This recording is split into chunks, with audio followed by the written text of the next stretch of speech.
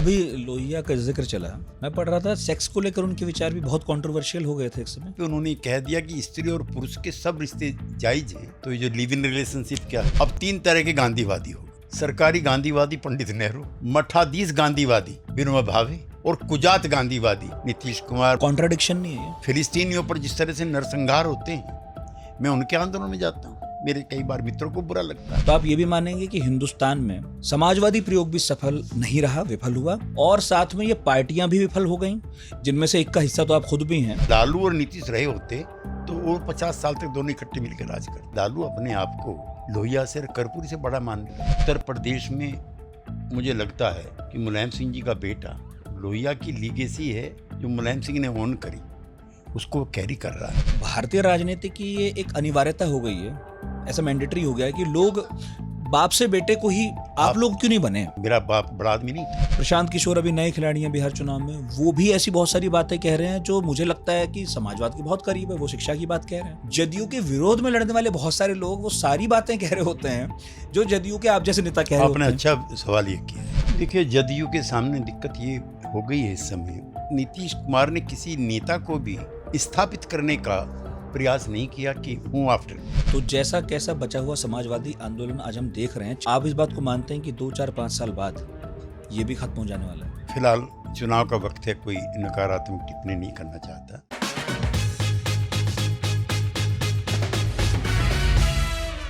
आज बहुत दिन बाद मौका मिला कि पढ़ाकू नितिन स्टूडियो से बाहर निकाला जाए, और आपको पता है जब जब ऐसा मौका मिलता है तब तब किसी खास व्यक्ति के साथ किसी खास मामले पर बात करने आते हैं।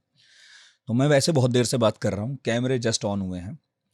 वैसे आपने मोन्टाज देख लिया, आपको आइडिया लग गया है कि आज हम हैं केसी त्यागी के साथ। बहुत कम लोग जानते हैं उनका नाम किशन चंद त्यागी है, क्योंकि जो टीवी पे पट्टी चलती है उसको एस्टन बोलते हैं हम लोग, उसमें केसी त्यागी ही लिखते रहते हैं।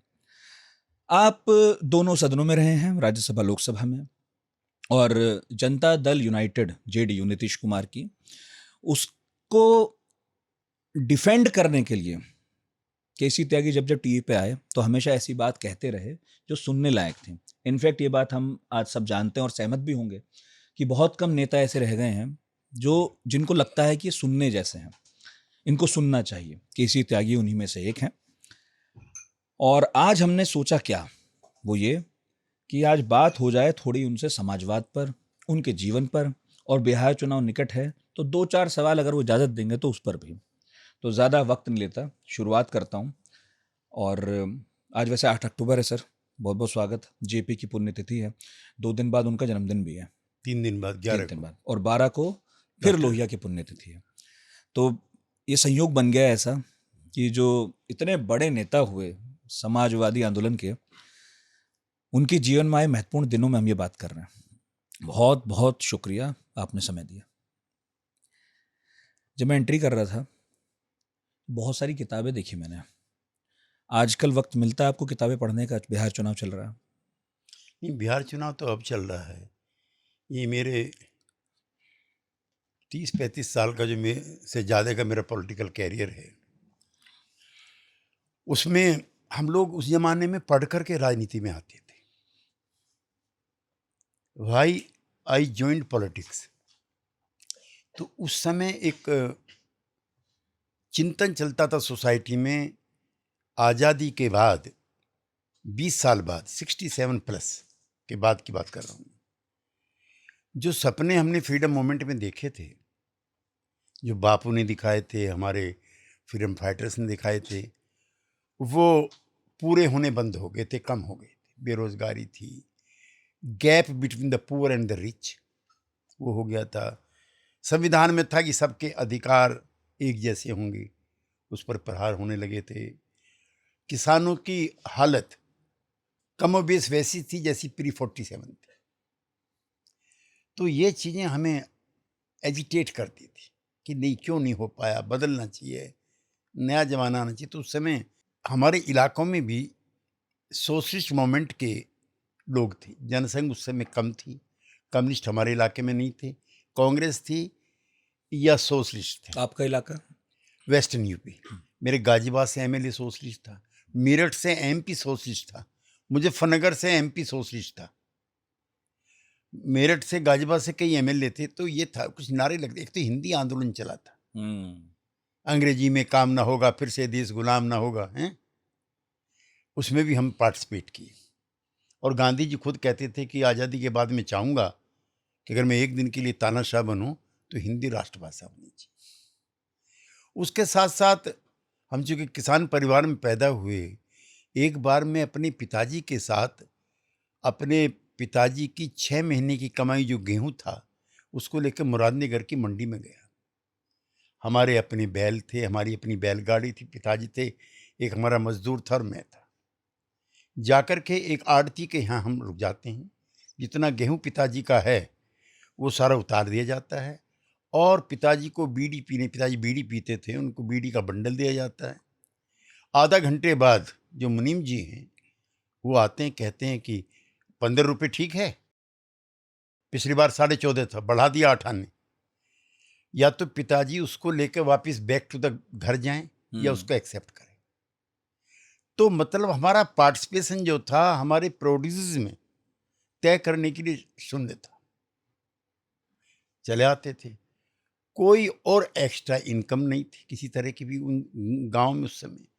तो ये चीज़ें कई बार वो घटना में कभी भूलता नहीं। अपने पिताजी की लाचारी, एक किसान की बेबसी, उसकी 6 महीने की प्रोड्यूस जो हैं वो किस तरह से कोडियों के भाव इन हिज एब्सेंस जारी है। तो ये जो विद्रोही मन था ये धीरे धीरे बनता बढ़ता गया और सोशलिस्ट पार्टी के कार्यक्रम, लोहिया उस समय काफ़ी एट्रैक्टिव फिगर थे नेशनल पॉलिटिक्स में। जेपी तो मोरलेस संन्यास ले चुके थे और चरण सिंह जी जब तक आए नहीं थे। जब चरण सिंह जी आए हैं तो उन्होंने भी हमारे इलाके को काफ़ी चेंज किया। एक तो हमारे इलाके के थे, एक तो यही था, एक किसानों में ईमानदारी को लेकर के अनपैरेलल इमेज थी उसकी। इंदिरा गांधी और सब नेता सब छोटे लगने लगे थे, लेकिन हम चरण सिंह जी की पार्टी को कंजर्वेटिव पार्टी मानते थे। वो किसानों के, मजदूरों के, छात्रों के सवालों पे एजिटेट वगैरह नहीं करती थी, लेकिन वो एक प्रोग्रेसिव विचार उस समय था। तो वो हमारा वो दौर है। फिर हमें पढ़ने को किताबें दी जाती थी, स्टडी सर्किल्स चलते थे, कैसे issue Marxism versus Gandhism, socialism today, legacy of the freedom movement. ये पढ़ पढ़ करके हमने रंगा बिल्ला नहीं पढ़े, हमने ये पढ़े। भगत सिंह मेरा आइडियल था। मैं सहारनपुर में उनको, जब वो आ गए हैं पाकिस्तान से, तो उनको वहाँ पर ज़मीन मिलती है जहाँ पे माता विद्यावती, बहन प्रकाशवती कौर और जो छोटे भाई सरदार कुलतार सिंह सहारनपुर में रहते हैं। मैं 25-30 नौजवानों का एक ग्रुप बनता है मेरे शहर में, सब विद्यार्थी टाइप हैं। हम एक हफ्ते चंदा करके एक गाड़ी इकट्ठी करते हैं और एक मूर्ति बनवाते हैं। और मैं भगत सिंह के घर पे जाता हूँ और मेरे एमपी बनने से बड़ी घटना है उसकी माता जी के दर्शन करना। फिर वो सुबह से लेकर रात तक किससे सुनाती हैं। वो भगत सिंह का नाम लेने के बाद उसको वीर जी बोलती और कहते हैं फिर वीर जी ने ये किया, जब जलियाना वाला हो गया, इतने लोग मर गए, मिट्टी उठाए रखा, मिट्टी ले आया वहाँ से, पता नहीं सुबह सुबह मिट्टी के साथ क्या करता था। टिपिकल बातचीत करने लगा। हमने सोचा इसकी शादी करें, एक चिट्ठी लिखी और चला गया कि मेरी शादी तो हो चुकी। फिर भगत सिंह की हमने मूर्ति लगवाई, उन सब लोगों को लिया। फिर एक बड़ी इवेंट थी फ्रीडम मूवमेंट की, दुर्गा भाभी। तो वो अपने अंतिम दिनों में गाजियाबाद में रहने के लिए चली आई। उसके जीवन ने मुझको इतना आंदोलित किया कि उनके जो पति थे वो सबसे ज़्यादा पैसे वाले थे, बोरा साहब, भगवती चंद बोरा। और बम एक्सप्लोजन में वो रावी नदी के तट पे उसमें मारे जाते। वो इतने पैसे वाले थे कि सबको लाके पैसे देते थे। तो भगत सिंह एंड कंपनी समझते थे कि कुछ मुखबरी तो नहीं कर रहा। जब वो मर गया तो वहाँ की जो पोश कॉलोनी है, मॉल एवेन्यू, उसमें वो रहते हैं चोरी चोरी। तो दुर्गा भाभी रोती है मुंह में कपड़े डाल करके। अगर रोने की आवाज़ बाहर चलेगी, गिरफ्तार होगी, तो ये आरोप सही साबित हो जाएगा कि हम लोग पुलिस के मुखबिर थे। तो उसका जो लास्ट डेज ऑफ दुर्गा भाभी मेरे शहर गाजियाबाद में गुजरा। तो इन सब चीज़ों ने आंदोलित किया, प्रभावित किया। और मैं एक अच्छा स्टूडेंट था। मेरी आप हाई स्कूल की, इंटरमीडिएट की वो देखेंगे तो ये फर्स्ट क्लास फर्स्ट था मैं, मुझको स्कॉलरशिप मिलती थी। लेकिन इसने मुझको आंदोलित किया और मैं इस आंदोलन का हिस्सा बन गया, आंदोलन ऑफ चेंज। ये जो आपने किस्से बताए, मैंने यशपाल की किताब में पढ़ा भी हाँ, है पढ़ा हो। और भी जगह। और इस बात का बहुत दुख भी होता है कि अंतिम दिन उनके बहुत अकेलेपन में गुजरे थे। दुर्गा भाभी। और उनके बेटे शायद कनाडा में रहते थे, आखिरी दिनों में चली गई थी, उनका वहीं देहांत हो गया। बहुत बड़े बड़े लोग गुजरे हैं। कई बार मेरा ही मन करता है, अभी भी उनमें से कुछ हैं हमारे बीच, कि हम जाएं, बैठें, बात करें, उनके एक्सपीरियंसेस वो बता दें तो हमें याद रहे, हम कहीं लिख दें, बता दें। जब आप छोटे थे, 18, 19, 20 के रहे होंगे, तो कौन कौन आपके इर्द गिर्द इस तरह के लोग थे जिनके बारे में आपको लगता रहा होगा कि इनसे मुलाकात हो जाए, इनसे बात हो जाए तो मज़ा आएगा? नहीं, फ्रीडम मूवमेंट के जो लोग थे वो तो जो क्रांतिकारी लोग थे, सुभाष बाबू रहे हों, इनकी टीम रही, वो तो सब मर चुके थे। अच्छा, जवाहरलाल जी को मैंने जब बाद में पढ़ा तो जवाहरलाल जी के प्रति भी मैं आकर्षित था, क्योंकि कांग्रेस पार्टी बेसिकली अंग्रेज हटाओ अंग्रेज जाओ कमेटी की चेयरमैन थी। It was not a political party, it was a platform. उसमें हिंदू महासभाई भी थे, महामना मदन मोहन मालवीय उसके प्रेसिडेंट बने।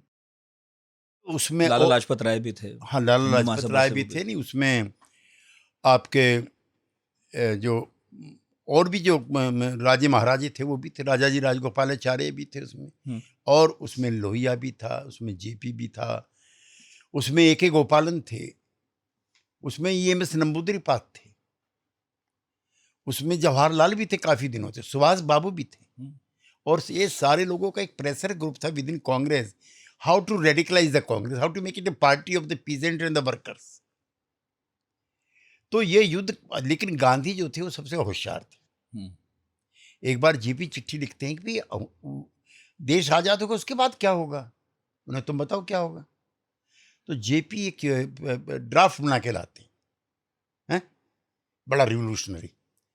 वो उसको हरिजन में छाप देते, नीचे लिख देते मैं इनकी सारी बातों से सहमत हूँ। तो गांधी तो ऐसा था, वो तो अपना काम निकाल रहा था कि अंग्रेज कैसे जाए, लेकिन अंग्रेज क्यों जाए और उसके बाद क्या हो।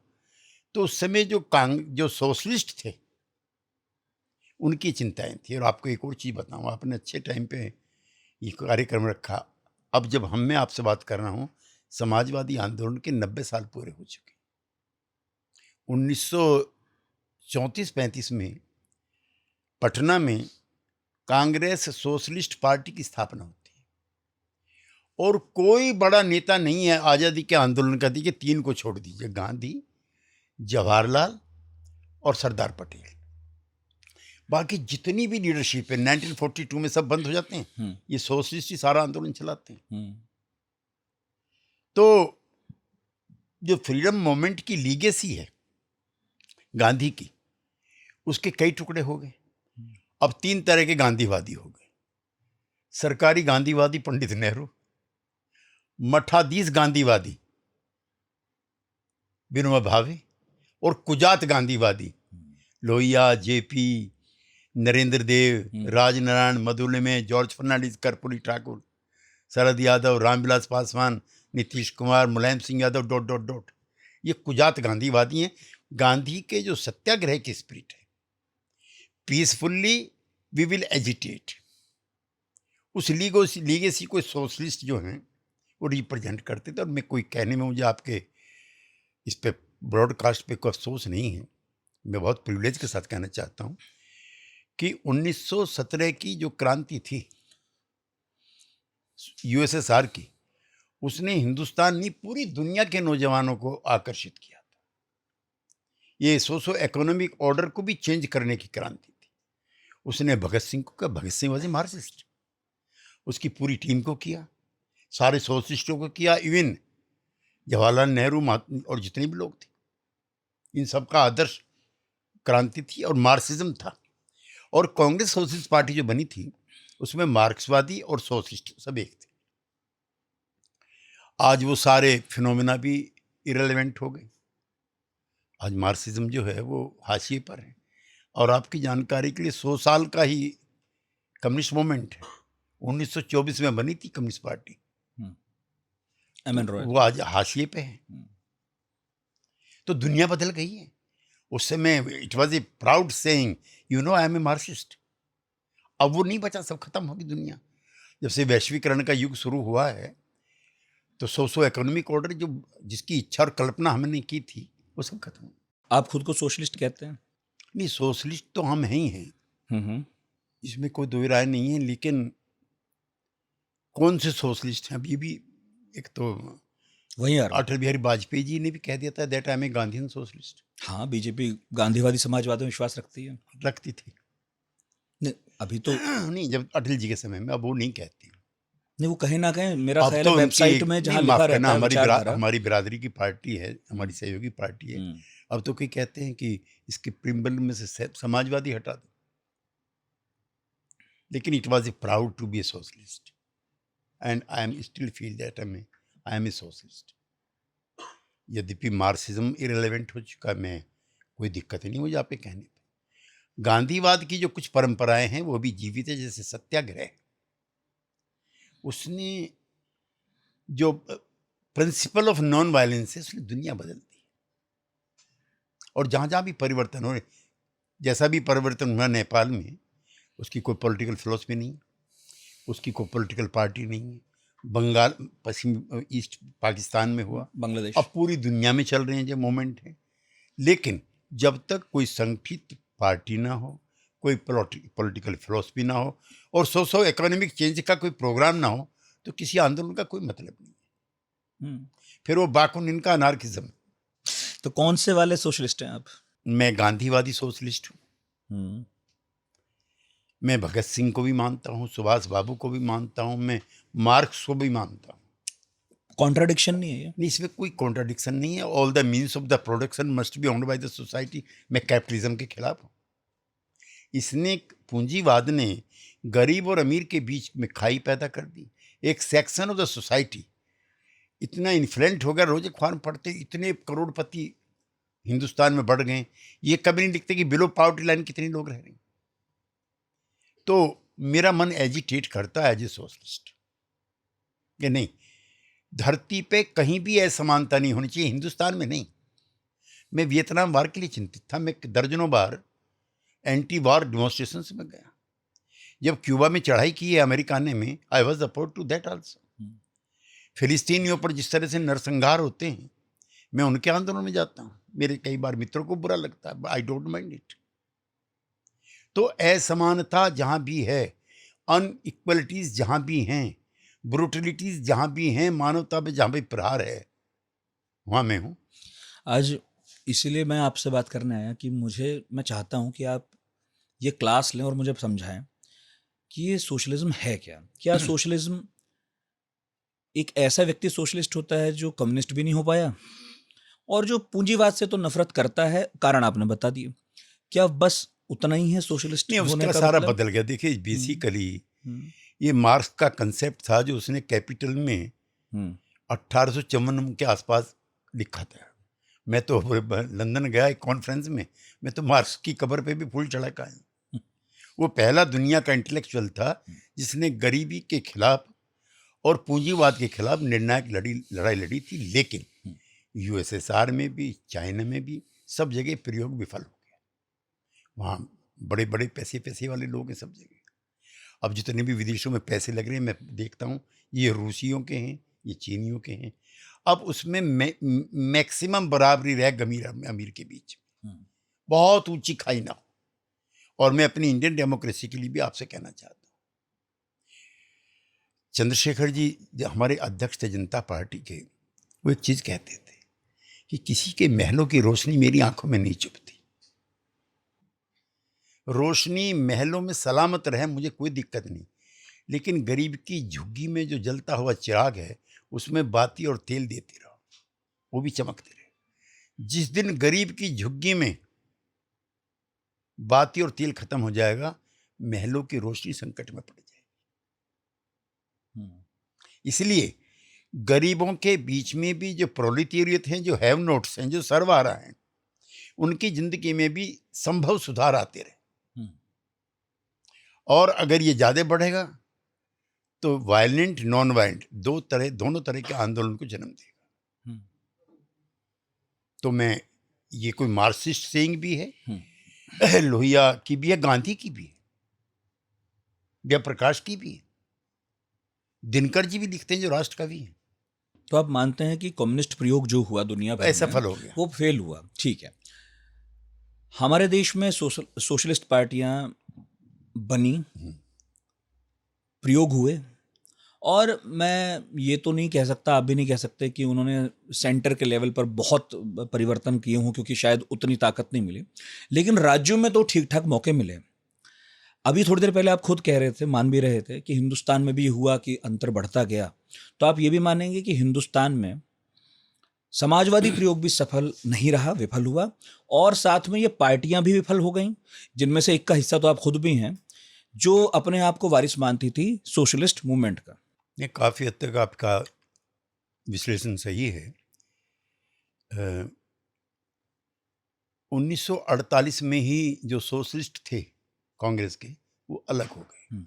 उनको लगा कि जिस व्यग्रता के साथ, जिस कमिटमेंट के साथ, देखिए लोहिया, जेपी, आचार्य नरेंद्र देव, आचार्य कृपलानी, ये कोई नेहरू से कोई कम दिनों जेल में नहीं रहे, बिल्कुल, समझे नहीं। लेकिन उनको लगा कि जो तत्परता होनी चाहिए थी चेंज की आफ्टर 47, वो नहीं, इनमें नहीं है, कांग्रेस में नहीं है। उनको लगा कि 14 अगस्त 1947 और 16 अगस्त 1947 एक जैसे, तो विद्रोही मन था और उनके लक्ष्य भी भिन्न थे, तो वो 1948 में अलग हो गए। उन्होंने सोशलिस्ट पार्टी बनाई, 1952 में चुनाव लड़े, लेकिन नेहरू का आभा मंडल था और कांग्रेस पार्टी फ्रीडम मूवमेंट की लीगेसी की पार्टी बन गई थी। हालांकि गांधी चाहते थे इसका नाम बदल दिया जाए, लेकिन कांग्रेसियों को मौज मस्ती लेनी थी, तो वो क्यों नाम बदलेंगे। तो 52 में कम सीटें आई सोशलिस्ट मूवमेंट को, तो जयप्रकाश जी का तो वहीं पर संन्यास हो गया, वो चले गए भूदान में विनोबा भावे के साथ। समाजवादी आंदोलन में भी गुटबाजी होने लगी। लोहिया किसी भी प्रकार की कंसेशन या रियायत देने के लिए जवाहरलाल को तैयार नहीं थे। सोशलिस्ट पार्टी में एक तबका ऐसा पैदा होने लगा कि कांग्रेस पार्टी में चलो और सोशलिस्ट मूवमेंट को वहीं जाकर मजबूत करो। अशोक मेहता, चंद्रशेखर, ये कांग्रेस में चले गए। और फिर इसमें दो पार्टियां बन गई, एक आचार्य नरेंद्र देव, जयप्रकाश समर्थक, ये सब, उसका नाम था प्रजा सोशलिस्ट पार्टी। वो थोड़ी सी सॉफ्ट भी रहती थी जवाहरलाल और कांग्रेस के लिए। दूसरी लोहिया की सोशलिस्ट पार्टी थी, लेकिन लोहिया का कम उम्र में ही 67 में देहांत हो गया और उसके बाद इसके बहुत सारे टुकड़े हो गए। लेकिन लोहिया सोशलिस्टों से, लोहिया और जेपी के मरने के बाद या जेपी के एग्जिट के बाद जिस तरह की आदर्शवादी, रिवोल्यूशनरी, प्रो चेंज पॉलिटिक्स की हम कल्पना करते थे, वो नहीं थी। 77 में कम अगर मैं कहूं तो 100 के आसपास सोशलिस्ट एमपी जीत करके आए थे, और हम लोहिया को भारत रत्न नहीं दे पाए। 89 में वीपी सिंह के जनता दल में मैक्सिमम एमपी सोशलिस्ट थे। हम जेपी को और चरण सिंह को और कर्पूरी ठाकुर को भारत रत्न नहीं दे पाए। सरदार पटेल को 1990 में भारत रत्न मिलता है, बाबा साहब अम्बेडकर को भी बाद में। हाँ, और वो भी चंद्रशेखर की सिफारिश पर। हमारे एक नेता मधुलिमय कहते हैं, तब जाकर के उनको चंद्रशेखर जी रिकमेंड करते हैं। तो कांग्रेस पार्टी का जो संचालन है, जैसे जैसे जैसे ये लीगेसी फ्रीडम मूवमेंट की उनके परिवार के लिए बनी थी, ये बड़ा अनफॉर्चुनेट चैप्टर है। मैं जवाहरलाल को कम करके अब भी नहीं आंकता हूँ, जब वो अंडर अटैक है, लेकिन उसके बाद की जो कांग्रेस है वो ऐसी होगी जैसे ये हमारे परिवार के लिए बनी है।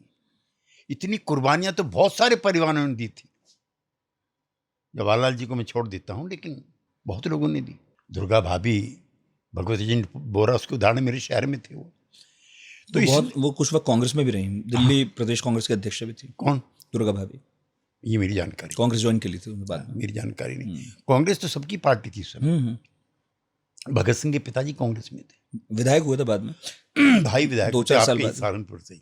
खैर, लेकिन ये party pro poor, Indira Gandhi कहती रही गरीबी हटाओ, कोई क्वालिटेटिव चेंज नहीं आ पाया। और फिर मैं अगर आपसे ये एडमिट करूं कि छोड़ करके थोड़ा से सोशलिस्ट मूवमेंट को, सब पार्टियां स्टेटस कोइस्ट हो गई, यथा स्थितिवाद, ये ठीक है जैसा चल रहा है चला। इसमें एक तो चरण सिंह है सोशलिस्टों के अलावा, जो किसानों के सवाल पर करते हैं, बड़ा काम हो जाता है। दूसरे वीपी सिंह जागृत करते हैं भ्रष्टाचार के सवाल पर, और एज ए सोशलिस्ट मैं उनको, वीपी सिंह को बहुत लोग खिलाफ है, लेकिन मैं उनको अपना आदर्श इसलिए मानता हूँ कि आज जब सारा देश आरक्षण आरक्षण आरक्षण चिल्ला रहा है, तो ये तो उसी ने पूरा किया ना, मंडल वाला। तो पिछड़ा पावे 100 में 60, 300 पाने बांधी गाड़, हैं? ये नारे को चरितार्थ तो उन्होंने किया। हाँ, उन्होंने किया और अपमान झेला। एक टाइम था नारा लगता था, राजा नहीं फकीर है, देश की तकदीर है। फिर नारा लग गया, राजा नहीं ये रंक है, देश पे कलंक है। तो आपका समाज जिस तरह का है आप जानते हो, इसमें परिवर्तन कभी होते नहीं। गांधी को छोड़ दो आप, आजकल हमारे मित्र कहते हैं 900 साल की गुलामी क्यों हुई, क्यों नहीं हम लोग लड़ते थे? और जातों में भी अगर विभक्त थे तो किसने समाज को बनाया ऐसा? और क्यों सारे समूह का पार्टिसिपेशन नहीं था किसी भी एग्रेशन के खिलाफ? मैं मुगलों के खिलाफ भी कहना चाहता हूँ, और अगर गांधी नहीं तो अंग्रेजों के खिलाफ भी कोई लड़ाई थोड़ी लड़ रही थी। और भी माफ करना, मेरा कई सवालों पर साफ बोलने की आदत है।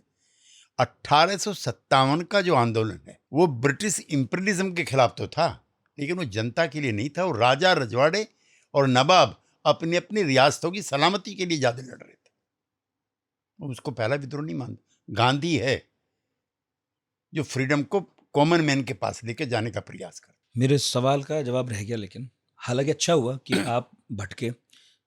भटकने से एक सवाल और बना। एक तो यही जो मैंने पहले पूछा था कि क्या हमारी वो पार्टियां भी विफल रहीं राज्यों में, अपने अपने जितना भी मिला वहां पे लागू करते हैं? और मैं दूसरा, तो आलोचना कर रहा हूँ उनकी। हाँ, और दूसरा जो आपने कांग्रेस को कहा, उससे तो मैं सहमत ही हूँ, कौन नहीं सहमत होगा कि देर सवेर कांग्रेस में वो बीमारियां आई गई कि वो परिवारवादी हो गए। उन्होंने भाई हम ही ने आज़ाद कराया, हम ही कांग्रेस में ऊपर तक रहेंगे। लेकिन ये बीमारी तो इन दलों में भी आ ही गई फाइनली, मोर और लेस।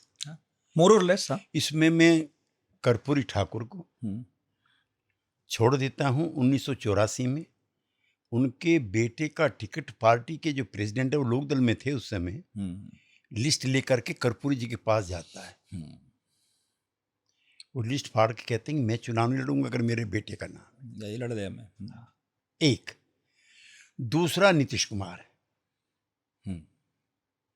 उनके परिवार के किसी आदमी का नाम आपने राजनीति में नहीं सुना। आज भी कई लोग सोचते हैं कि शायद वो उतने स्वस्थ पहले जितने नहीं है उम्र की वजह से, तो उनके बेटे को लाया, आज तक उन्होंने कोई नहीं किया। लेकिन मुलायम सिंह यादव, लालू प्रसाद यादव, चौधरी चरण सिंह। नहीं, चौधरी चरण सिंह का मैं गवाह हूँ। चौधरी चरण सिंह के मरने के बाद अजीत सिंह राजनीति में आए। चौधरी साहब ने उनको प्रमोट, संगठन में ना कहीं भी नहीं थे, nowhere. Ajit Singh was nowhere, हम थे सब जगह चौधरी साहब के यहाँ। हम शरद यादव, रामविलास पासवान, मुलायम सिंह यादव वगैरह वगैरह, अजीत सिंह कहीं नहीं थे। ठीक है, उनके जाने के बाद। लेकिन आपको लगता है कि क्या भारतीय राजनीति की ये एक अनिवार्यता हो गई है, ऐसा मैंडेटरी हो गया है कि लोग बाप से बेटे को ही, आप लोग क्यों नहीं बने? मेरा प्रश्न ये। आपका, मेरा बाप बड़ा आदमी नहीं था, यही मैं, मेरा बाप एमएलए एमपी मिनिस्टर नहीं था। मेरा बाप हल जोतने वाला 2 बैलों का किसान था, जिसके पास ना संपत्ति थी ना कोई लीगेसी थी। तो हम तो इंडियन डेमोक्रेसी को, लोकतंत्र को, अम्बेडकर को, और सबसे अव्वल चरण सिंह जी ने मुझे बहुत कम उम्र में टिकट दिया। मैं 34-35 साल का था। तो हम तो इन लोगों को बड़ा मानते हैं। बाकी मैं आपसे एग्री करता हूँ, जो डायनेस्टिक सक्सेशन है या फैमिलीज़म है, परिवारवाद, वो हिंदुस्तान की पॉलिटिक्स का अभिन्न अंग बन गया। और जो किसान मजदूरों की तेज तर्रार और प्रतिभावान औलादें हैं, उनके गले घुट दिए। उनको कोई अवसर, इक्के दुक्के लोग निकल के आते। अब जैसे मुलायम सिंह यादव का आपने जिक्र किया, वो मेरे से भी ज़्यादा मॉडेस्ट बैकग्राउंड के थे। उसने भी कोई मामूली संघर्ष नहीं किया वहाँ तक पहुँचने के लिए, सच है लेकिन उनके बाद उनका परिवार है तो उसमें भाई। मैंने लंबे समय उनके साथ काम किया, कोई नकारात्मक टिप्पणी में नहीं करना चाहता। आपने अभी एक बात उठाई थी और ये बात बहुत लोग पूछते हैं और मुझे पता है आप सही जवाब इसका दे पाएंगे। कहा यह गया कि भाई समाजवादी शब्द प्रस्तावना में तब जुड़ा जब आपातकाल था, उसमें आप लोग जेल में भी थे। हालांकि कितनी मतलब एक विरोधाभास है कि समाजवादी जेल में थे लेकिन समाजवादी शब्द जो है वो प्रस्तावना में आ गया। तो क्या ये आपत्ति ठीक नहीं है कि आपातकाल के दौर में प्रस्तावना में क्यों लाया गया? या तो पहले होता जब संविधान सभा बनी थी, या हाँ, हटाया जाता बाद में। बहुत आदर्श स्थिति होती हम्म कि उसी संविधान में जो मूल प्रति थी हम्म उसमें समाजवादी भी होता और धर्मनिरपेक्ष था। आखिर इन शब्दों से ऐतराज क्यों था?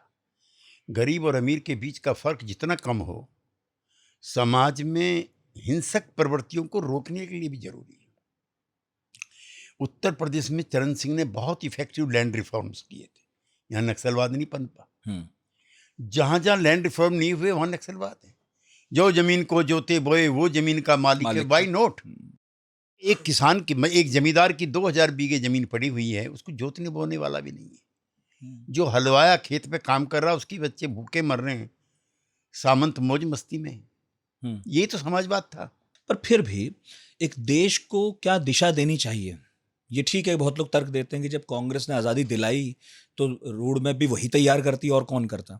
लेकिन फिर भी बहुत कोशिशें की गई है कांग्रेस की तरफ से भी या संविधान सभा के लोगों की तरफ से भी कि जो संविधान बन रहा है या जो रोड मैप हो ऐसा ना लगे कि उस पर कांग्रेस की ही छाप है। तो समाजवादी शब्द लाने का अधिकार किसी पार्टी का क्यों ही होना चाहिए था? देश को जिधर चलना होता चलता है और फाइनली 90s के बाद तो फिर मैं तो मानता हूं 90s के बाद तो चला ही। नेहरू जी बहुत प्रखर समाजवादी और बहुत प्रखर वो धर्मनिरपेक्ष थे। लेकिन संविधान सभा में ऐसे भी लोग थे, वो टिपिकल संविधान सभा थी। एक तो सोशलिस्टों ने इसका बायकॉट किया था, आपकी जानकारी। जी बिल्कुल। ये अडल फ्रेंचाइज पर चुनी हुई नहीं थी, इसमें राजे रजवाड़े भरे हुए थे। इसमें जो नॉमिनेटेड लोग थे वो बहुत रिएक्शनरी फ्यूडल किस्म के लोग थे। कई लोगों ने तो प्रस्ताव रखा था कि अडल फ्रेंचाइज नहीं होना चाहिए, जो इनकम टैक्स पेयर हैं उन्हीं को वोट डालने का अधिकार। वो तो 52 के बाद शुरू हुई कहानी। नहीं 52 में नहीं 52 में तो ये पहला चुनाव हुआ है। वही ये जब डिबेट चल रही है संविधान सभा में तब की बात है। अच्छा, उन लोगों ने कहा था बिल्कुल हर किसी को वोट का अधिकार मत दीजिए, मत दो या ग्रेजुएट हो। ये तो thanks to Gandhi and Ambedkar, क्योंकि उसके पहले चुनाव ऐसे ही होते थे मुल्क में, जितने प्रांतीय चुनाव हुए वो सब। हाँ, मतलब जो भी अंग्रेजों के दौर में हुए। नहीं, कोई चुनाव नहीं होता था अंग्रेजों के दौर में। राजा था, उसकी प्रजा थी और राजाओं के मालिक गोरे थे। लाल किले में हर साल एक सम्मेलन टाइप होता था और वो प्लेज भरते थे, we the raja of Bikaner, we the raja of फलाना, we the nawab of Hyderabad. Pledge करते हैं that we will all loyal to that flag. ये था डेमोक्रेसी। तो आई 1952 के बाद ही। नेहरू तो फेबियन सोशलिस्ट थे, है ना? ऐसे कई तरह के सोशलिज्म हुए हैं। मैं पढ़ रहा था कि अम्बेडकर और लोहिया साथ मिलकर एक पार्टी भी बनाना चाहते थे। हाँ, 1900 ये अम्बेडकर जी की मृत्यु 1954 में 55 ढूंढनी पड़ेगी। हाँ, उस साल की बात है। दोनों में पत्र व्यवहार चल रहा है, मेरे पास वो किताबें भी हैं। हाँ। फिर डॉक्टर लोहिया के कुछ साथी जाकर के डॉक्टर अम्बेडकर से मिलते हैं और दोनों में एक फर्क है। अम्बेडकर उस वेदना को झेलते हैं और लोहिया और हम लोग महसूस करते हैं। इसलिए कई बार अम्बेडकर का जो आक्रोश है वो हम लोगों से ज्यादा है। जैसे वो कहते हैं कि हिंदू धर्म में पैदा होना मेरे बस की नहीं था, लेकिन मैं इसमें मरूंगा नहीं। लेकिन मुझे नहीं लगता एज ए सोशलिस्ट, है ना, इसी धर्म में रहो और यहाँ परिवर्तन करो। लेकिन वो रिबेल थे, क्योंकि उन्होंने यातनाएं सही थी। उनको कुएं से पानी नहीं भरने दिया था जहाँ पशु पानी पी रहे थे। उनको घंटा बांध दिया जाता था कमर से, that Dalit is passing through this road, ये साफ रास्ता खुला होला। ये यातना हमने नहीं झेली, हमने पढ़ी, हमने देखी, हमने महसूस की। लेकिन फिर भी अंबेडकर डॉक्टर लोहिया के कार्यक्रम के बहुत करीब थे अगर डॉक्टर अंबेडकर की अल्पकाल मृत्यु ना हुई होती तो रिपब्लिकन पार्टी और सोशलिस्ट पार्टी मिलकर के एक पार्टी बन गई होती, और अंबेडकर के विचारों को अपना विचार मानने में किसी भी प्रखर लोहियावादी को कोई दिक्कत नहीं। Me too. अभी लोहिया का जिक्र चला, मैं पढ़ रहा था सेक्स को लेकर उनके विचार भी बहुत कंट्रोवर्शियल हो गए थे एक समय। नहीं, वो नर नारी समता के बड़े भारी समर्थक थे, और एक स्टेज पे उन्होंने कह दिया कि स्त्री और पुरुष के सब रिश्ते जायज हैं, एक तो इसमें बलात्कार नहीं होना चाहिए और एक वादा खिलाफी नहीं होना चाहिए। आदमी मैरिड है, अनमैरिड है, औरत मैरिड है, अनमैरिड है, उनका कोई भी रिश्ता समय जायज से है। आगे की सोच रहे थे वो, अब तो देखिए वही सब है। हाँ, तो अब से 50 साल पहले जो उसने लिखा है नर नारी समता पे, तो ये जो लिव इन रिलेशनशिप क्या वही है, इसलिए आलोचना उस टाइम हुई। भयंकर। इसमें आचार्य रजनीश के विचारों से जोड़ भी दिया हाँ, कि जोड़ आप तो दिया। वैसा ही सोच रहे हो जैसा ओशो। गांधी और लोहिया जेपी, जैसे मैं मानता हूं कि गांधी समाजवादी तो थे, आप मानते हैं? गांधी जब नोबेल पुरस्कार कमेटी से पूछते हैं कि आपने गांधी को नोबेल पुरस्कार क्यों नहीं दिया, वो कहते हैं कि गांधी और ईसा मसीह इससे ऊपर है। हाँ। सुभाष बाबू से पूछते हैं कि क्या आपका कुछ मतभेद है गांधी से, कल्पना भी मत करना, वो खड़ा हुआ ईसा मसीह लगता है, लेट जाता है तो गौतम बुद्ध लगता है। ये नेताजी का कोट, सुभाष चंद्र बोस का कोट है उसकी किताब। ओहो। एक बिशप जाता है लंदन में मिलने गांधी से, कहता है कि आप में ईसा मसीह में तो बड़ी समानता है, वो भी अपने जो विरोधी और दुश्मन हैं उनको माफ कर देते हैं। गांधी कहता है कि मेरा तो कोई दुश्मन नहीं है, मेरा कोई विरोधी नहीं है। बिशप उसके पैर पकड़ लेता है। नेल्सन मंडेला 28 साल जेल में रहता है। उसने कहा आपको किस चीज ने इंस्पायर किया था, उसने गांधी। तो गांधी इतना बड़ा है, उसका कोई मैच नहीं। समाजवादी थे या नहीं, गांधी आप मानते हैं कि नहीं? समाजवाद से भी आगे थे, लेकिन फ्रीडम मूवमेंट में वो सबको साथ लेके चल रहे थे। उनके आंदोलन में बिरला भी था, और उनके आंदोलन में दलित भी था, उनके आंदोलन में A.K. गोपालन और नंबूद्रिपाद जैसे प्रखर मार्क्सिस्ट भी थे, और हिंदू राष्ट्र के प्रवर्तक जो थे वो महामना मदन मोहन मालवीय भी थे। राजाओं के रजवाड़ों को संगठित करने वाला राजा राजगोपालाचार्य भी था। तो वो फ्रीडम मूवमेंट की ऐसी अम्ब्रेला थी। लेकिन गांधी की मर्जी का अगर मुल्क हो तो कोई भी सोशलिस्ट और कोई भी कम्युनिस्ट उनसे डिफर नहीं करेगा। नेहरू के बारे में तो बात होती है कि समाजवादी रुझान था, लेकिन मैं भी कई बार ढूंढता हूँ, पढ़ता हूँ, जब ढूंढता हूँ तो एक तो ये कि फैबियन समाजवादी थे, तब तो वही लगता है चलिए थोड़ा सा उनका झुकाव, फिर फैबियन अगर कह दिया आपने तो पश्चिम की तरफ हो गया। कुछ लोग कहते हैं नहीं, रूस का असर था उन पर। आपको क्या लगता है किसका असर था? देखिए, वो दिखते थे करीब सबके। अब जैसे सुभाष बाबू आज़ादी के आंदोलन को रेडिकलाइज करना चाहते थे। He was a socialist. Gandhi जब आ जाता है तो नेहरू कमजोर पड़ जाता है। वो सुभाष बाबू का साथ नहीं देते, क्यों नहीं देना चाहिए था, चूंकि गांधी ने सीता भी पट्टाभिरमैया को खड़ा कर दिया। सोशलिस्टों ने शुरू में साथ देने का प्रयास किया, फिर छोड़ दिया। तो गांधी सबकी वीकनेस है, गांधी से डिसएग्री भी करते हैं, गांधी के साथ भी रहते हैं। अब जैसे मैं अपना बताऊं, हम लोग आइडियोलॉजिकली चरण सिंह जी से डिसएग्री करते थे सब सवाल, जैसे वो स्टूडेंट यूनियन के खिलाफ थे, हम उसी की उपज। वो उतने सोशलिस्ट नहीं थे जैसे हम चाहते थे। जो एग्रेरियन पॉलिटिक्स है उसके चैंपियन थे। हालांकि उन्होंने आर्टिजन्स ट्रेड के लिए, दलितों के लिए खूब उन्होंने किताबें लिखी।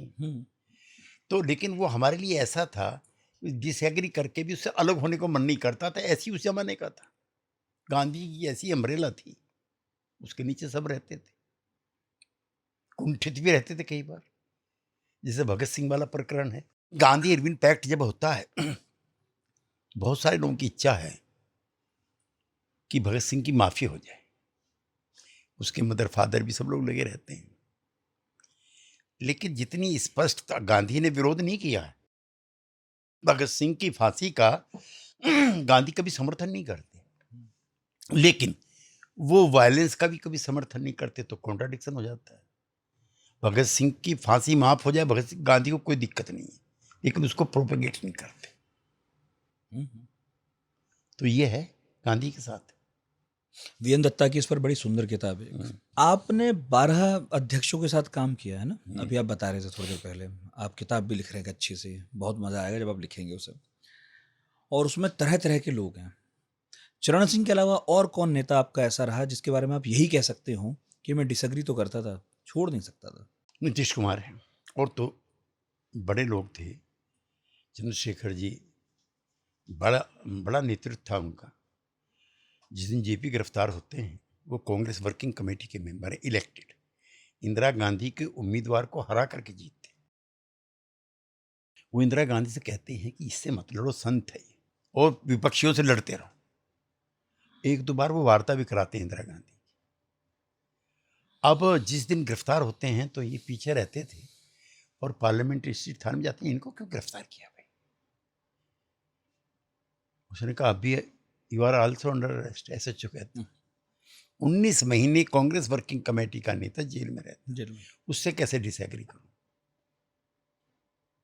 कर्पूरी ठाकुर है, मरने के बाद 3,000 रुपये उसकी जेब में निकलते हैं, जो 3 बार चीफ मिनिस्टर रहा, और जिसने गरीब लोगों के लिए आरक्षण की व्यवस्था देश में सबसे पहले शुरू की, जिसमें इकोनॉमिकली वीकर सेक्शन के लोगों के लिए भी और महिलाओं के लिए भी है, उसे कैसे डिसएग्री करो? देवीलाल 1952 में एमएलए बनता कांग्रेस पार्टी के टिकट पर, और 1956 में यूनाइटेड पंजाब का अध्यक्ष बनता है, और हर छठे महीने किसानों के लिए आंदोलन करता, उससे कैसे डिसएग्री करो?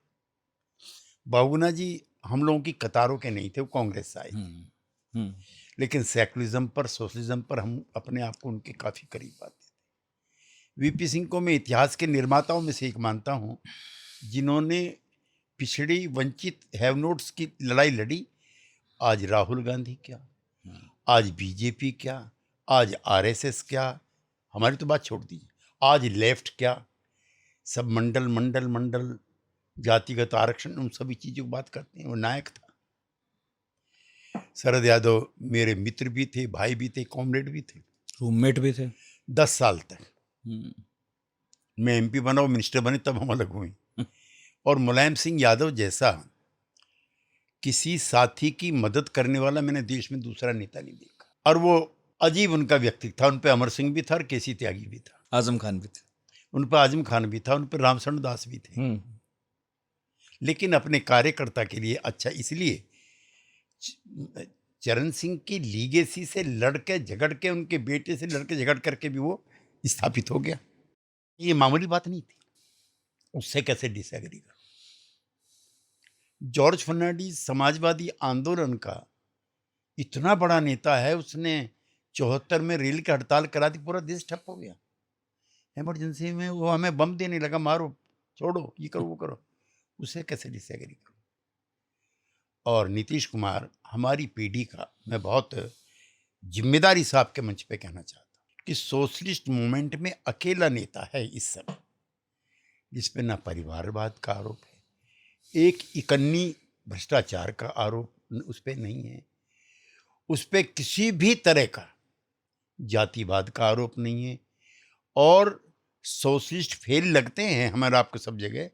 उसने एक नूतन नवीन बिहार बनाने का प्रयास किया। कोई सोशलिस्ट इतने समय तक कोई नवीन उदाहरण पेश नहीं कर पाया, कोई भी। सफल रहे वो? अभी तक तो सफल है। थोड़ी देर पहले आप मेरी इस बात से सहमत थे कि राज्यों में भी समाजवादी जो दल हैं वो सफल नहीं रह पाए। नहीं दल, लेकिन वो तो मोर्चा हो गया ना। हम अकेले सरकार बनाने की स्थिति में बिहार में नहीं थे, चूंकि हम बट गए थे।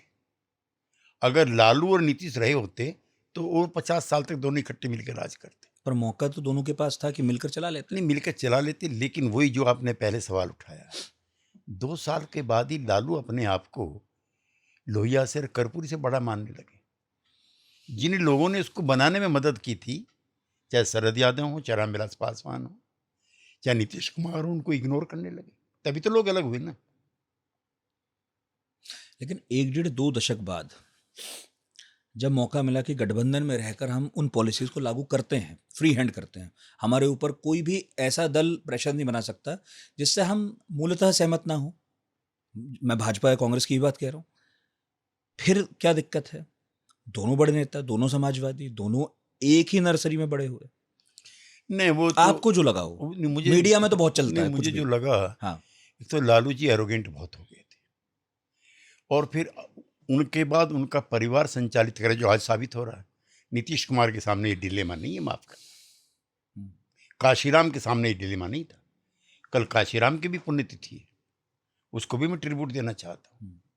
अंबेडकर के बाद, कर्पूरी ठाकुर के बाद, इन वर्गों को, जो वंचित समाज जिसे आप कहते हैं, उसको जितना गैल्वेनाइज्ड और मोबिलाइज्ड काशीराम जी ने किया, इतना किसी नेता ने नहीं किया। लीगेसी उनकी भी देख लीजिए कैसी खराब हुई है। तो ये जो दौर है जिसमें मेयर आप आज बात कर रहे हैं, ये कोई आदर्शवादिता का दौर नहीं, ये अवसरवादिता का दौर है, जिसको जहां जैसा मौका मिलता है वहां पहुंच जा रहे। पहले ऐसा नहीं था। चलिए, मुलायम सिंह यादव चले गए, लालू प्रसाद यादव सक्रिय राजनीति में नहीं है, परिवार ही सही। और मैं तो यहां तक एक कदम आगे बढ़कर कह रहा हूं, छूट लेकर, कि भले ही जो अब विरासत संभाल रहे हैं उनका समाजवादी आंदोलन से वैसा लेना देना ना सही, लेकिन फिर भी एक लीगेसी है जिसका बोझ भार जैसे कांग्रेस ढोती है गांधी का, वैसे ये भी ढोएंगे। मगर जदयू का क्या होगा? देखिए, जदयू के सामने दिक्कत ये हो गई है इस समय कि ना तो हमने परिवारवादी राजनीति थी, और ये पार्टी धीरे धीरे धीरे धीरे क्षेत्रीय पार्टी, और वहां कोई नीतीश कुमार ने किसी नेता को भी स्थापित करने का प्रयास नहीं किया कि हूं आफ्टर मी, क्योंकि बेसिकली ये पार्टी को नीतीश कुमार की पार्टी नहीं थी। जॉर्ज फर्नांडिस इसका सबसे बड़ा लीडर था किसी जमाने, मुलायम सिंह यादव, सॉरी शरद यादव इसका बड़ा नेता था, नीतीश कुमार बड़ा नेता था। तो ये कोई योजनाबद्ध तरीके से नहीं हुआ था। बड़े नेता सेकंड इन कमांड भी तो बनाते हैं। नहीं, वो नहीं हो पाया, दुर्भाग्य ये हमारे आंदोलन का कि हूँ आफ्टर नीतीश कोई नहीं, पार्टी है जैसी भी है। तो जैसा कैसा बचा हुआ समाजवादी आंदोलन आज हम देख रहे हैं, छितरा हुआ, थोड़ा कमजोर भी, आप इस बात को मानते हैं कि 2 4 5 साल बाद ये भी खत्म हो जाने वाला है? चेहरा नहीं है, नेता नहीं है। नहीं, पार्टियां कमजोर पड़ सकती हैं, लेकिन विचार कमजोर पड़ेगा मैं ऐसा नहीं मानता, क्योंकि जब तक समाज में असमानता है, गैर बराबरी है, अपमान है कुछ वर्गों का, हिस्सेदारी नहीं है राजकाज में, तो वो विचार नहीं मरेगा। विचार मरता नहीं है, ये तो हम भी सुनते हैं। हम तो यहाँ तक सुनते हैं पार्टियां नहीं मरती हैं, हालांकि पार्टियां मर भी जाती हैं, कमजोर हो जाती हैं। जैसे उनके नाम बदल जाते हैं। नाम भी बदलते हैं। जैसे रिपब्लिकन पार्टी थी डॉक्टर अम्बेडकर की, जिसको अठावले चलाने की नो वेयर, वो अभी भी है। लेकिन जिनके ऊपर ये बोझ होगा कि अब तुम समाजवादी आंदोलन को आगे बढ़ाओ, आपको उनसे कुछ उम्मीदें दिखती हैं? देखिए, नए लोग तो जुड़ते हैं, मुझे नहीं दिखते, आपको दिखते हो तो पता नहीं। उस पर मैं फिलहाल, चुनाव का वक्त है, कोई नकारात्मक टिप्पणी नहीं करना चाहता, लेकिन ये मेरे लिए कोई बहुत ही उत्साहवर्धक स्थिति। वही तो, मैं पार्टी से जुड़ने वालों की बात भी नहीं कर रहा हूँ, मैं तो भारतीय जनता पार्टी की भी बात कह लेता हूँ। उसमें जुड़ने वाले सारे लोग एकात्म मानववाद को जानते समझते होंगे और उससे सहमत होंगे, मुझे तो नहीं लगता। हाँ, ठीक बात। या कांग्रेस के साथ जुड़ने वाले सारे लोग ये समझते भी होंगे कि इस पार्टी की लेगेसी क्या है, सिद्धांत क्या है, मैं नहीं जानता। ठीक बात। तो मुझे कई बार इसके लिए तो फिर भी लगता है कि ठीक है, मुख्य धारा की पार्टियां, लोग फिर भी पढ़ लेते होंगे, समझ लेते होंगे, मगर मतलब ये कहने के लिए मुझे माफ कीजिएगा, वामपंथियों और अब समाजवादी से बात करूं तो समाजवादियों की ऐसी कोई कोशिश मुझे कभी नहीं दिखती कि यूथ को एआई के ज़माने में, एप्स के ज़माने में यूथ को वो कुछ कहकर, बताकर, समझाकर, प्रोग्राम देकर या उन चेहरों को आगे बढ़ाकर अट्रैक्ट भी करते हों कि वो हमारे साथ जुड़े। ये वर्ल्ड वाइड फिनोमेना हो गया सोशलिज्म का। एंटी सोशलिस्ट जो मूवमेंट्स हैं, जो सोशलिस्ट मूवमेंट हैं, वो कम होते जा रहे हैं दुनिया भर में। एक दूसरा, जो राइट पार्टीज़ हैं, दक्षिणपंथी जिन्हें आप बोलते हो, जगह जगह उनके लिए आकर्षण है। जैसे जर्मनी में, और मुसोलिनी के समर्थकों के लिए इटली में, फ्रांस में भी है। फ्रांस में भी, हाँ, तो ये दौर होते एक जमान जब हम जवान हुए 20-21 साल के, पूरी दुनिया तेरा नाम मेरा नाम वियतनाम वियतनाम के नारे लगाते थे हैं। और देखिए अभी फिलिस्तीन को लेकर के, अच्छा वो विचार टोटल मर गया है।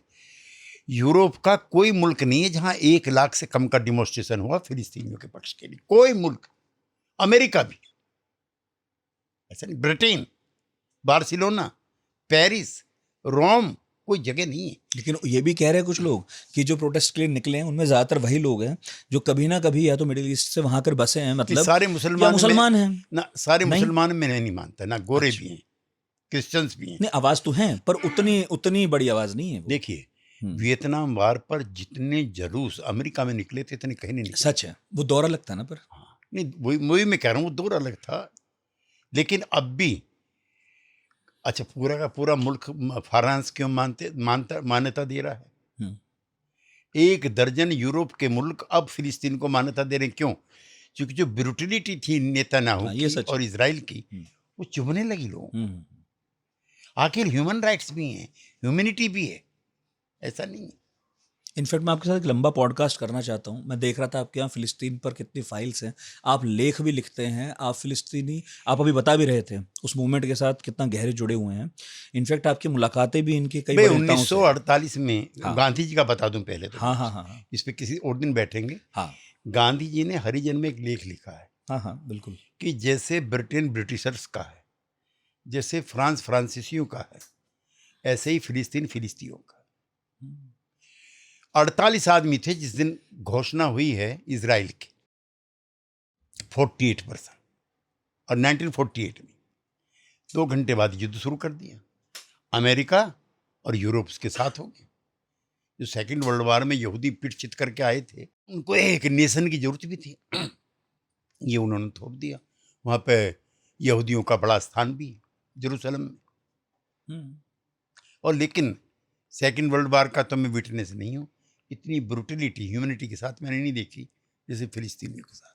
सही है, इस पे लंबी बात कभी करूंगा। हाँ, क्योंकि 2-3 सवाल आज मुझे सोशलिज्म पे करने हैं और पॉलिटिक्स पर। तो मैं ये पूछूं आपसे, आपने भी दक्षिण पंथियों का जिक्र किया कि इसे लेकर बड़ा आकर्षण है, लेकिन इन्हें मुख्य धारा में लाने का आरोप भी कई बार आपकी ही उन चेहरों पर लगता है जिनकी आप अभी बहुत सारी बात कर रहे थे। जैसे लोहिया की सप्त क्रांति जो है, जो संपूर्ण क्रांति कहते हैं, उसमें धर्म और जाति की असमानता खत्म करने की बात है।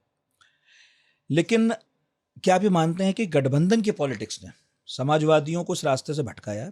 मैं भी एक लेख पढ़ रहा था, असिस्टेंट प्रोफेसर हैं डीयू में, प्रांजल सिंह। उन्होंने कहा कि लोहिया गैर कांग्रेसवाद की धुन में यूपी के उपचुनाव के दौरान पंडित दीनदयाल उपाध्याय का समर्थन तक कर गए।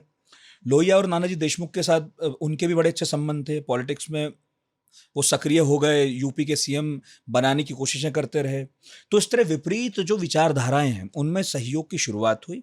और क्या आज भी हम जो देखते हैं एनडीए में जेडीयू का होना, जॉर्ज फर्नांडिस का पिछली बार वाली एनडीए अटल के टाइम के वहां चले जाना, इनफैक्ट संघ के बारे में तो यहां तक कह दिया संघ सांप्रदायिक है तो हम भी सांप्रदायिक हैं।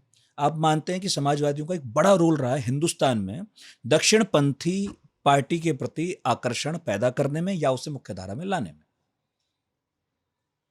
आपको 1952, 57, 62 और 67 की कांग्रेस याद नहीं है? मुझे तो पढ़ी है बस। जिसका एक छत्र राज था कश्मीर से कन्याकुमारी तक, आज की बीजेपी से भी ज्यादा मजबूत थी। और जब समाजवादी कांग्रेस से अलग हुए तो गैर कांग्रेसवाद उनकी पॉलिटिकल फिलोसफी बन गई।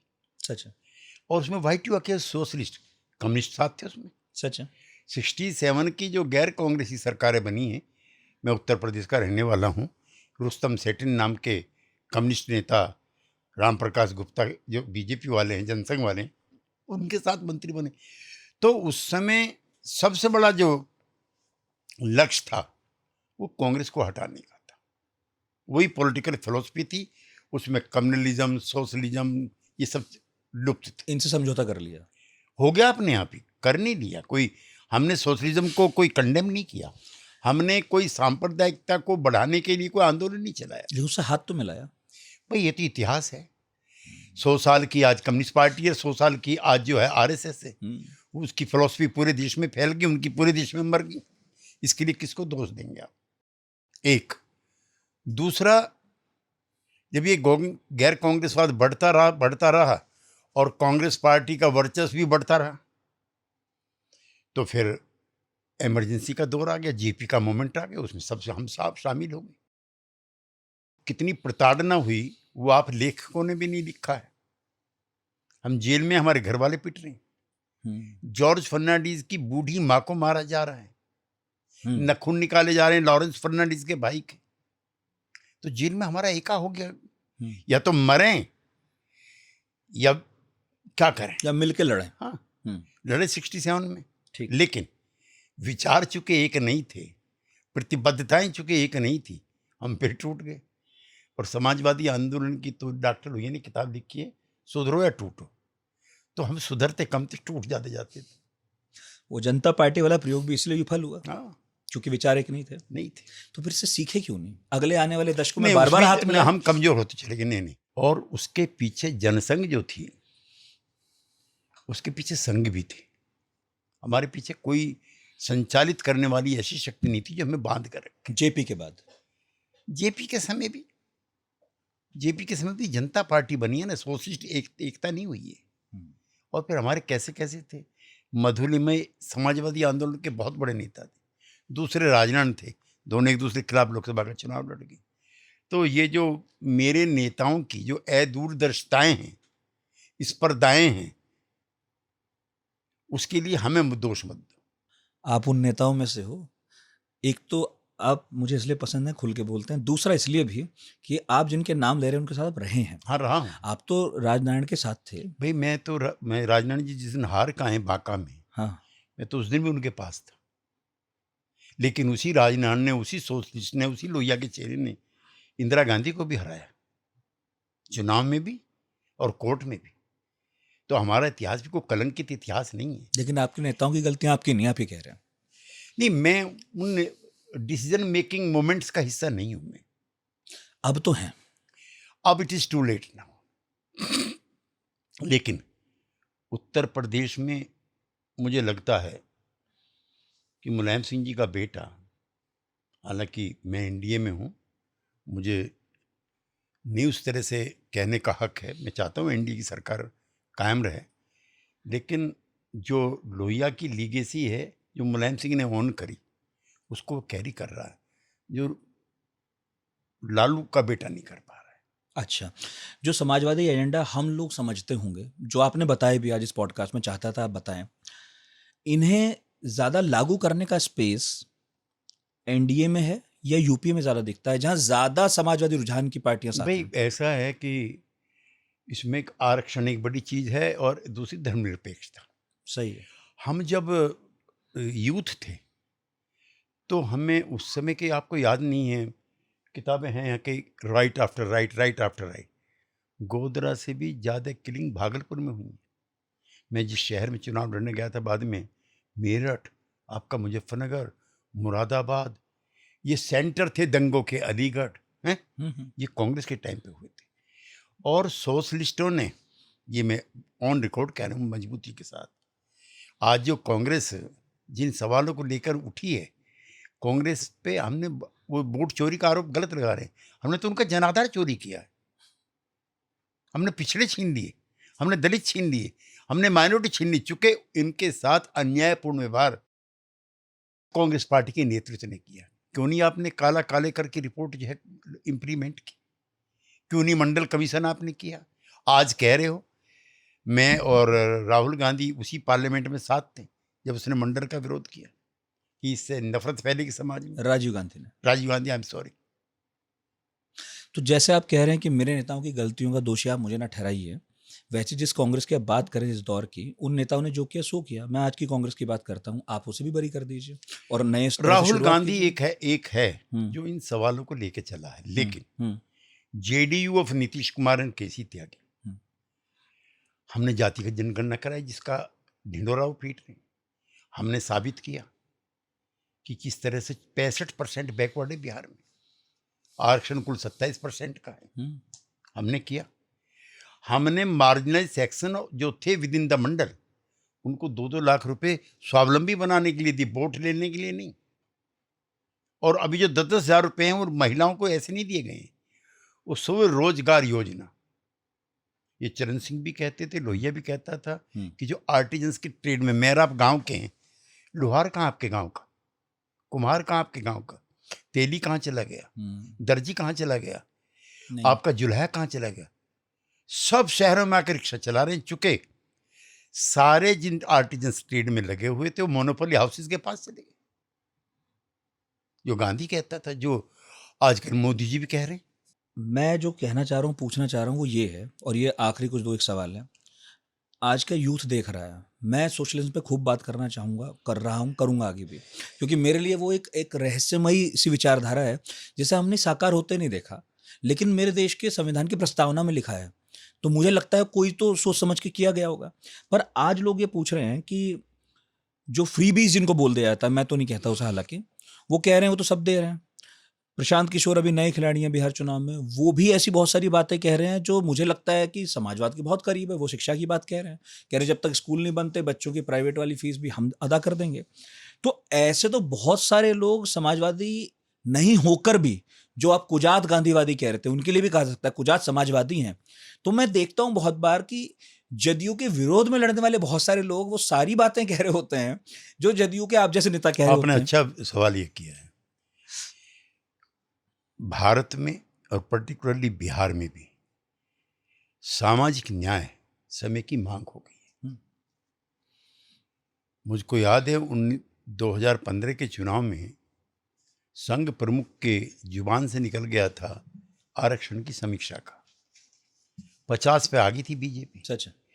अब पिछले दिनों संघ प्रमुख का मैंने देखा और आरएसएस का, जब तक सामाजिक असमानता है तब तक आरक्षण जारी रहेगा। बिल्कुल। जिस कांग्रेस पार्टी ने मंडल का विरोध किया है उसका नेता क्या क्या नहीं बोल रहा है। तो मैं एक चीज और जोड़ना चाहता हूं कि सोशलिज्म के साथ साथ सामाजिक न्याय, सोशल जस्टिस, ये समय की मांग हो गई है। और कोई पार्टी, इवन कम्युनिस्ट जो थे, वो भी आरक्षण के ऐसे पैरोकार कभी नहीं थे। आज कौन एक पार्टी का नाम बताओ जिसका विरोध करते हैं ओपनली? कोई नहीं। तो ये समय की मांग है।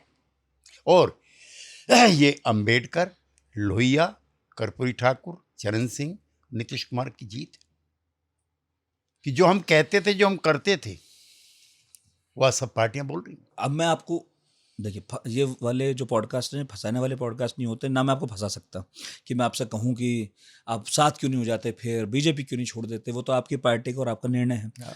लेकिन बहुत सारे लोग जो जेन्युइनली देखते हैं आपकी तरफ, वो ये सोचते हैं कि हमेशा यही कहा जाता है, जैसे अटल बिहारी वाजपेयी ने कहा था गठबंधन सरकार के बाद, कि हम अपने कोर मुद्दे कैसे पूरे करते हैं। आप ये देखो 24 दलों को साथ लेके चलना था। तो जब समाजवादी नेताओं से बात होती है, लगभग इसी स्थिति में होते हैं कि हम कोर मुद्दे पूरे कैसे करें, हमें भी गठबंधन में चलना है। लेकिन जब सभी लोग उन मोटा मोटा प्रोग्राम्स पे सहमत हैं, तो आपको लगता है कि एक सहमति बन जाए और समान विचार वाले लोग साथ आ जाएं। मैं तीसरा मोर्चा की बात कह रहा हूँ। मैं सबसे हैप्पीएस्ट आदमी हूँगा कि सारे देश के सोशलिस्ट एक हो जाए। I am the happiest. वो मिलके तय करें क्या करना है। चूंकि जो थर्ड फ्रंट बनाने के भी प्रयास हुए थे, गैर कांग्रेसी और गैर बीजेपी, लेकिन उस समय कांग्रेस बहुत कमजोर हो गई थी और बीजेपी मजबूत नहीं हुई थी। तब देवेगौड़ा प्राइम मिनिस्टर बने, गुजराल बने। अब या तो धुरी कांग्रेस होगी या फिर बीजेपी होगी। ये सोशलिस्टों को या हमको तय करना है कि हम किसके साथ जाएं। तीसरा तो नहीं बनने वाला। अभी तीसरा मोर्चा अभी नहीं बनता, चूंकि सोशल जस्टिस की फोर्सेस में बहुत डिवीजन है। मायावती किसी के साथ जाने को तैयार नहीं है। यूपी में बहुत अच्छा फ्रंट तब तक नहीं बनता सामाजिक न्याय का जब तक मायावती और समाजवादी साथ ना हो। बिहार में आरजेडी जेडीयू साथ ना हो। ये वहाँ पर तो तमिलनाडु में हो गया, उसका वारिस जो है सब सोशल जस्टिस की फोर्सेस का स्टालिन हो गया। लेकिन इतना मैं जरूर कहना चाहता हूँ कि सामाजिक न्याय का आंदोलन, सामाजिक बदलाव का आंदोलन और जोर पकड़ेगा और बहुत तेजस्वी नेतृत्व इसमें से निकलेंगे जो आने वाले भारत की, भविष्य भारत की दिशा तय करेंगे। भले ही समाजवादी पार्टियों में से ना निकले, हाँ हो सकता है ना, लेकिन विचारों की प्रखरता अब भी इन्हीं के पास है, अनकॉम्प्रोमाइजिंग। किसी के लिए चुनाव जीतने का ये उपकरण हो सकता है, हमारे कोर हार्ट के दिल की आवाज। हम में उनमें फ़र्क है, हम इसकी माँ हैं, वो इसकी दाई हैं। जैसे गांधी कहते थे कि अहिंसा मेरे कोर में है, भले ही कांग्रेस के लिए होगा ये लड़ने का टूल। नहीं, उन्होंने तो 1934-35 में कांग्रेस छोड़ दी थी। हाँ बिल्कुल। इसलिए समानता, समाजवाद, धर्मनिरपेक्षता, ये भारत के यूनिटी, इंटीग्रिटी की चाबी है। ये कमज़ोर होगी तो देश कमज़ोर होगा। आपने तो मेरा ख्याल है बस अब एक पद है आपके पास, आप जदयू में सलाहकार हैं, मुख्य सलाहकार, बाकी पद आपने छोड़ दिए। हाँ, सब इस्तीफा दे दिया। ये मैं हाँ 12 लोगों का, मैंने जो बताया, हाँ, अध्यक्षों का, जनरल सेक्रेटरी हूँ। बिल्कुल। मुझे सौभाग्य में चरण सिंह का पदाधिकारी रहा, चंद्रशेखर जी का रहा, देवीलाल जी का, सबका जनरल सेक्रेटरी। ये शायद मेरी उम्र का शायद कोई आदमी इतने लोगों के साथ पदाधिकारी रहा। महासचिव। हाँ, प्रधान जॉर्ज साहब ने तो मुझे प्रधान महासचिव बनाया था। बाहर एक तस्वीर है जिसमें हम चारों हैं, जॉर्ज हैं, नीतीश हैं, शरद देखिए मैंने। आखिरी सवाल है, आप इतना खुल के बोलते हैं, लोग तो ये कह ही रहते हैं, आपने इतने इंटरव्यू में इसका जवाब भी दिया, लोगों ने कहा कि आप असहज करते होंगे एनडीए को, नीतीश कुमार को, क्योंकि आपके अंदर का समाजवादी कहीं जा नहीं रहा। आप खुलकर 370 हो और इस पर एनआरसी पर बोल ही रहे थे, फिलिस्तीन पे बोल रहे थे, बहुत सारी बातें ऐसी हैं जो लगता है कि ये आपको नहीं कहनी चाहिए, आप कहते हैं। लेकिन मेरा ये कहना है, जब आपने सब छोड़ ही दिया, क्या वो बात है जो आपको अभी पॉलिटिक्स से बांधे हुए है? क्यों ना ये ऑप्शन हो कि केसी त्यागी पॉलिटिक्स छोड़कर जो मन में आए फिर वो बोलें। आप बोल ही रहे हैं। नहीं, पॉलिटिक्स तो मैं छोड़ नहीं सकता, ये मेरा धर्म है, इट इज़ माई रिलीजन, वो नहीं छोड़ सकता। हाँ, जहाँ तक पॉलिटिकल सिस्टम की है, मैं लिमिटेड तरीके से अपनी भूमिका निभाता हूँ। जो मेरे मन में आता है, जो मुझे लोहिया ने सिखाया, जो गांधी ने सिखाया, जो अम्बेडकर ने सिखाया, जो चरण सिंह जैसे नेताओं के संपर्क में रह के मैंने सीखा, वो मेरी ज़िंदगी है, वो मेरा विश्वास है, वो मेरा ट्रस्ट है। वो नहीं है तो मैं हूँ ही नहीं, मैं ह्यूमन बीइंग भी अपने आप को नहीं मानूंगा फिर, अगर इनसे मैं कट जाऊंगा। लेकिन मैं अपने मित्रों को भी अब असहज क्यों करूं, चुनाव का वक्त है, आपका स्नेहपूर्ण आग्रह था, मैं ठुकरा नहीं पाया उसको। चुनाव के मौके के वक्त पे ये चीज़ें बोलने की भी नहीं होती। हाँ, ये बात है, लेकिन इसी बात की तारीफ है, मैं सच बता रहा हूँ, मतलब मुझे ऐसे बोलने की भी कोई ज़रूरत नहीं है, मैं पीछे बोलता यहाँ बोल रहा हूँ। इस बात को लेके हमें पक्का पता था कि चाहे चुनाव हो या ना हो, आपसे बात करें, जो आपको लगता होगा वो बात कहेंगे। मेरे बहुत सारे मित्र ये कह रहे थे कि देखो भाई, नीतीश कुमार और शरद यादव आखिरी दिनों में खुश नहीं थे, जॉर्ज फर्नांडीज भी नहीं थे, उन्हें लगता था कि शायद केसी त्यागी का भी मोहभंग हो रहा है, इसलिए वो धीरे धीरे पद छोड़ रहे हैं। तो ये कहा था कि उनसे ज़रूर पूछ लेना कि उनका भी वैसे ही मोहभंग होने लगा है क्या, क्योंकि एक बार समाजवादी हुआ आदमी तो मानता नहीं है, अपनी बात कहेगा ज़रूर। नहीं, हमारी इच्छा है, मैंने आपसे बताया कि समाजवादी सब एक हो जाए। मुझको संघ प्रमुख के कार्यक्रम का न्योता था, मैं उसमें गया। आइडियोलॉजिकली मैं डिसएग्री करता हूँ। फिर कोई चैनल ने शाम को मुझसे पूछा आप क्यों गए, तो मैंने कहा इनके भी 100 साल हैं, हमारे 90 हैं, मैं चाहता था कि इनकी जगह हम होते हैं। सच बात है। कम्युनिस्टों के 100 साल हैं, कहीं जिक्र नहीं है, नहीं है ना। तो उन्होंने कुछ, उनके विचार में कुछ दम होगा ना, जो हम उसको विचार को उनके को पराजित नहीं कर पाए। दम हो गया, दौर आ गया, या दौर आ गया, वेरी करेक्ट, दौर आ गया। हम तो अपने विचार को नहीं हम छोड़ने वाले हैं। हाँ, चाहे दौर कैसा भी हो। एनडीए में हैं और उसकी एकता चाहते हैं, नीतीश कुमार के नेतृत्व में फिर बिहार में एक जन कल्याणकारी सरकार बने। बाकी अगले इंटरव्यू में चुनाव के बाद बात करेंगे। हाँ, अगले इंटरव्यू चुनाव के बाद बात करेंगे ज़रूर। बहुत बहुत शुक्रिया, थैंक यू वेरी मच, इतना समय दिया आपने, और बहुत शुक्रिया आपका, इतना समय दिया आपने। कोशिश यही है पढ़ाकू नितिन में, आप जानते हैं कि हम बात करें आइडियोलॉजी पर, व्यक्ति को बोलने का मौका दें, लेकिन चूंकि चुनाव था तो अब क्या करें, हमारा भी जैसा आपका समाजवादी कहीं नहीं आता, हमारा भी छोटा मोटा पत्रकार कहीं जाता नहीं, तो मैंने पूछ लिया। तो एक वादा हो गया है, चुनाव के बाद मिलेंगे हम किसी त्यागी से, और फिर बहुत सारे सवाल है मेरे मन में, इन कागज़ों में भी थे, मन में भी, वो ज़रूर पूछूंगा। Thank you very much. Comment box खुला है, प्लीज़ बताइएगा क्या रह गया और क्या अगले बार पूछा जाना चाहिए। बहुत बहुत शुक्रिया।